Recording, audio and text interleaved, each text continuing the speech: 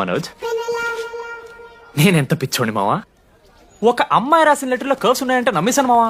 కదా ఆ కర్వ్స్ చూసి నాకు అదే అనిపించింది. క్రెడిట్ అంతా అశోక్ గడికి ఇవ్వాలరా. నాకెందుకు రా క్రెడిట్? నువ్వే కదా మామ లెటర్ రాసింది. రే ఆడికి మ్యాటర్ తెలిసిపోయింది. చెప్పు నువ్వే రాసావని. కాదు మామ, ఆ రోజు నువ్వు రాసావు, నెక్స్ట్ డే మార్నింగ్ మనోడికి వచ్చింది, నేను నిన్ను చూసి నవ్వాను కదా. నువ్వు రాసావు, ఆడికి లెటర్ వచ్చింది, అందుకని నేను నవ్వా. మావా, తిట్టడానికి బూతులు కొట్టడానికి ఓపిక కొట్టలేదురా. ఎవడు రాశాడ్రా చెప్పండి రా. మామా వద్దు. ఎవడు రాశాడ్రా?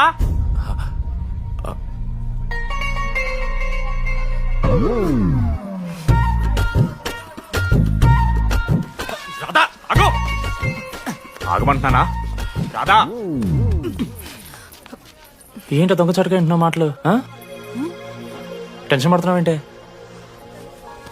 లెటర్ రాసి నువ్వేనా? ఎందుకు రాసావు లెటర్?